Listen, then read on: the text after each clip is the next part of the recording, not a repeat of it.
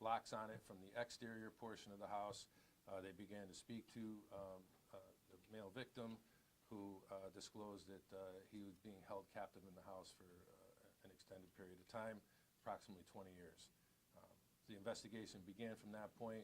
We worked closely with the State's Attorney's Office, Maureen Platt, as well as Assistant State's Attorney Don Thurkelson, because frankly, what was being reported was unfathomable to us at that point in time. Through those investigative meetings and through search warrants, we were able to seize physical evidence and conduct interviews and dig up some more information that corroborated the victim's story. This investigation, as the mayor points out, continues, is very open and very active. We were able to obtain arrest warrants for Kimberly Sullivan. She was arrested yesterday. She was arraigned in Waterbury Superior Court. She's currently being held on a $300,000 bond. At this point, I'll open the floor up for any questions. The biological father, we've learned that he recently left the home, and her lawyer is saying that we need to look deeper into his part in all of this. When it comes to the investigation, is he being held accountable at all? The biological father is deceased and died in January of 2024. Prior to his death, he was wheelchair bound from some medical conditions. Okay. Also, it was reported to the school system that this boy at the time, now 32-year-old man, he was starving, he was asking other kids for lunch. I mean, is this a failure on the school system that this matter was not taken more seriously? So we're doing some background investigation. There are two incidents that we had within our computer system of dealing with that address and with the family back in 2005. One was a request from DCF to do a welfare check at the location because children that the victim was familiar with hadn't seen him and they were concerned about him. Officers went to the house. The house was clean. It was lived in. They spoke to the victim at that point in time, and there were no cause for any alarm or any conditions that existed that would have led officers to believe anything other than a normal childhood and a normal family existence was occurring. But that was reported back to DCF, and that was the last that we were involved in that particular investigation. We were called back to the house in the latter part of April by the family who wanted to file a harassment complaint against members of the school district, saying that they were continuously reporting them to DCF and felt that they were trying to get the family in trouble and have the family investigated. We have no further information about where that went, other than there was no proof provided by the family that there was any type of harassment that was occurring. As far as the school district's concerned, we are looking at those records now. We're working with DCF to look at records that they may have from previous investigations, and that's part of the ongoing investigation. But Chief, if people were filing complaints, even if it was with DCF, continuously, as the family, I guess, alleged, was there more contact from DCF, and do you know anything about how that would have gone?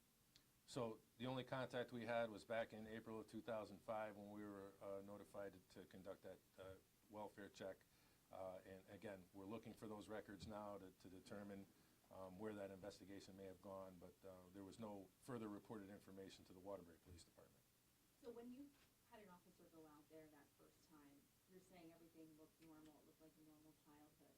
But the school district, the principal told us that the child looked really small, malnourished, was drinking from a urinal at school, was taking kids' food.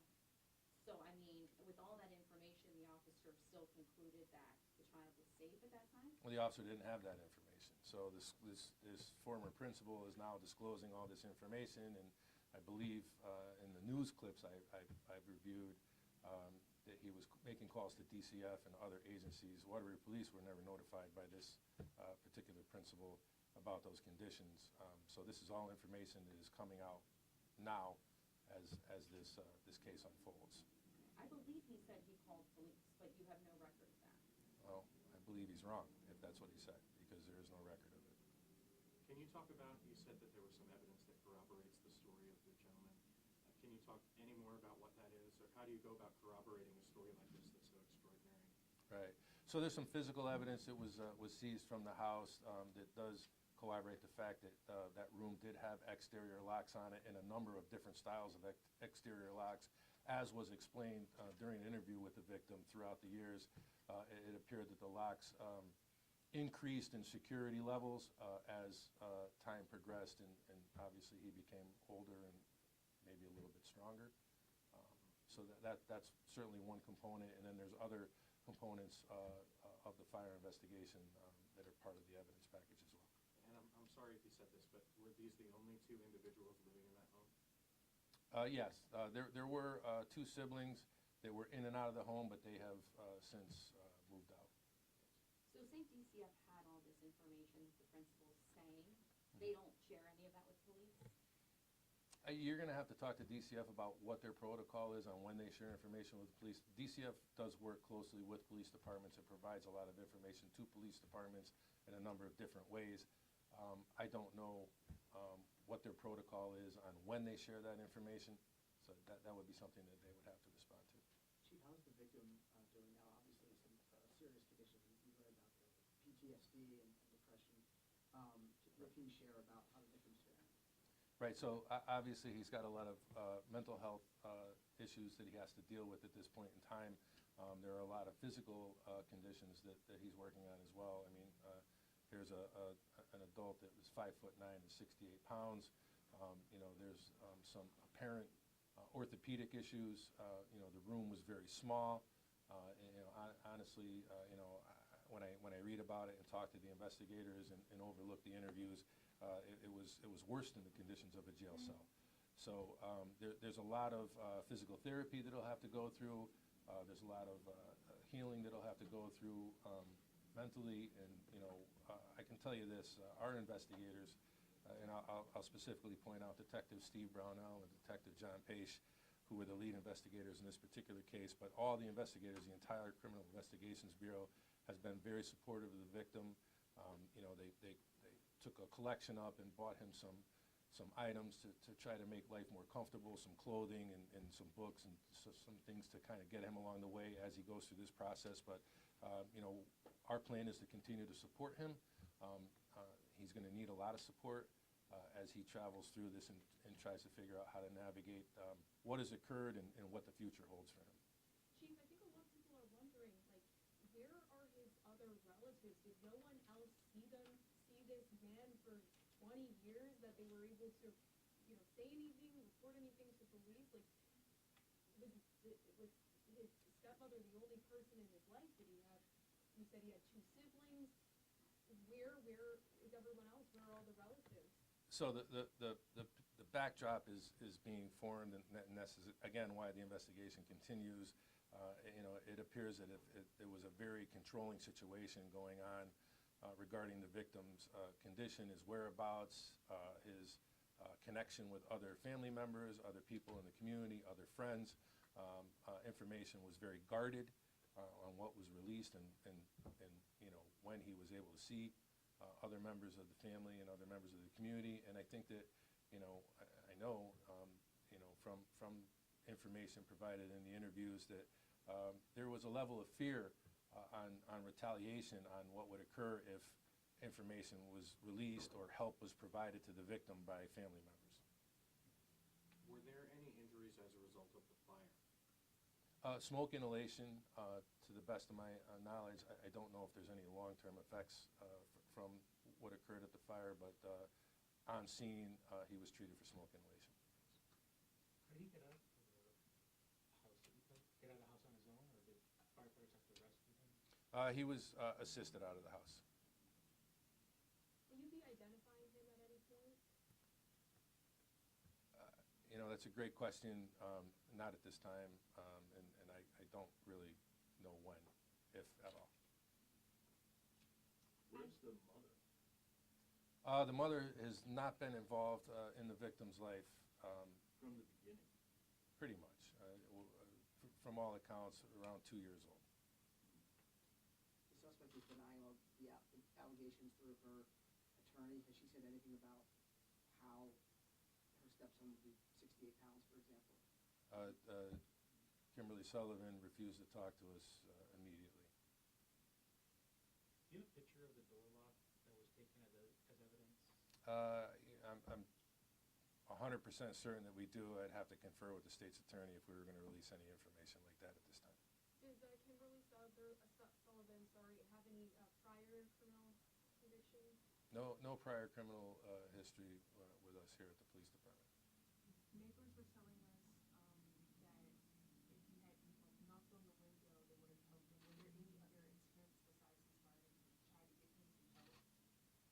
No, again, I don't, from what we've put together so far, no, and that's because of a fear of retaliation. I mean, he, in his room, to relieve himself, right, had this elaborate mechanism that he created where he would urinate in a bottle, and he had straws connected to the bottom of the bottle, and he found a hole in the storm window frame that he was able to put these straws through, and he did that because the storm window itself wouldn't open up, and he was fearful that if he broke that storm window or tried to open it up, that there would be some retaliation. So, I'm certainly not a psychologist or psychiatrist, but there's a lot of nuances to people that are victims and held captive, and I think that there's a lot of work that needs to be done with this particular gentleman in that area to really determine all the impact and all the effects that this long-term condition has really brought on him.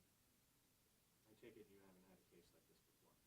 33 years of law enforcement, this is the worst treatment of humanity that I've ever witnessed, right? I mean, honestly, when we first started talking about it, we really couldn't believe it. It took a lot of convincing amongst ourselves to just really accept what was going on, and it's really hard to talk about still. I mean, it's shuddering to think that someone would treat any person, let alone a family member or someone that was entrusted as a guardian or a parental figure in this way.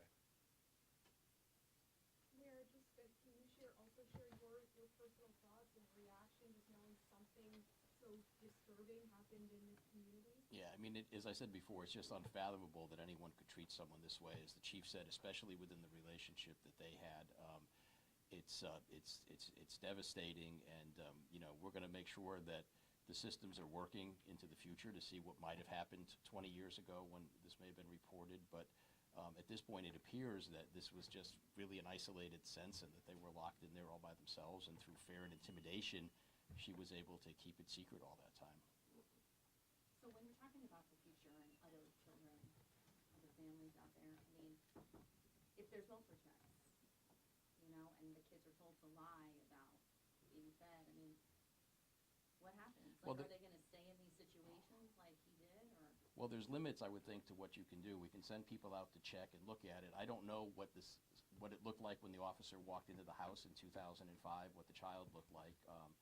That's 2 decades ago, and so it's hard. We can send people out. We can do the checks. We can make sure that teachers, and administrators are looking out for children, notice some of the telltale signs. I think we've come a long way as well in 20 years over looking for these things and being able to report them. Requirements of what has to go to DCF have changed over that time. So I think we can continue to do it, but can I tell you that it will never happen again? I don't think anyone can tell you that, because there's a lot of things that go into this that can help keep it secret. Where was she arrested in Southington? I don't know. I could get you that information. I'm not sure exactly where she was arrested in Southington. And it's important, to piggyback on the mayor's response to your inquiry.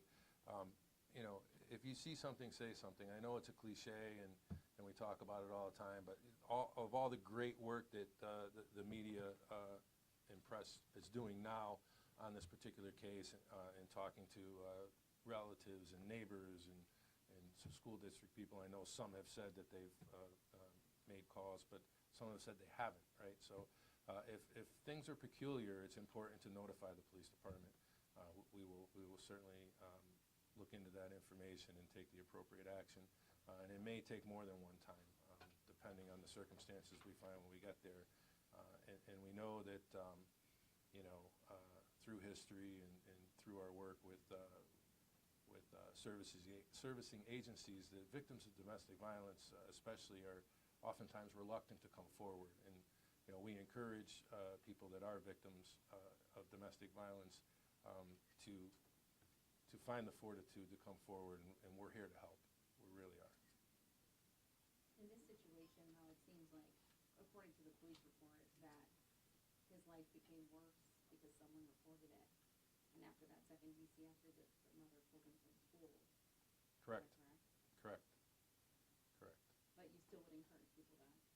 I would. I mean, because you're not going to break the cycle any other way. I mean, unfortunately, in this case, it seems as if an 11-year-old was taken extreme advantage of, and at that time, it's very tragic that occurred. But it will never stop, right? And this gentleman suffered for 2 decades because of that. It's easy to Monday morning quarterback, but I think it's really important to never lose hope and to continue to report incidents, especially if you're a victim of neglect or a crime. Was he in the room all the time? Because there were some reports that he was in the backyard doing chores. He would be released from the room anywhere from 15 minutes to a couple of hours every day. There were some indication during the interview that although his dad didn't do him too many favors when the stepmother wasn't around, he would stay out of the room a little bit longer. Any motive, like any indication as to why she would do something like this? As I said, she refused to speak to us immediately, and I hope the investigation reveals more information on the reasoning and the motive on why. Did he say anything in the interview? No, not to really point to that, other than to describe the agony that he went through and the lack of understanding on why. Will the sisters face charges at any point? No, in speaking to the state's attorney's office, we don't believe so at this time. I mean, this is a very open case, very active case. It appears that so far the evidence collected and the information received reveals that Kimberly Sullivan is the sole person responsible, and we're able to charge at this point in time. The daughter spoken? The sister spoken at all? I don't recall them in the yard. I'm sorry? I don't recall the scene where sisters, half-sisters' names or being interviewed in the warrant. Were there attempts made to reach out to them? Well, again, we're attempting to talk to everybody in this case, yeah. So they said no, they were not going to comment? At this point in time, there's been no statements taken from them.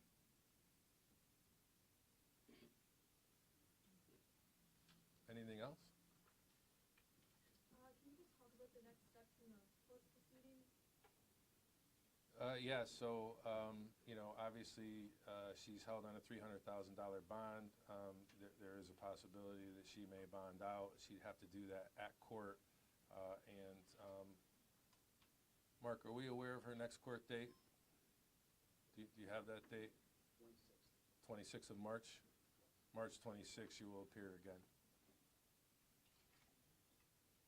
Okay? As always, we appreciate the support and you all coming out. Thank you very much. Thank you.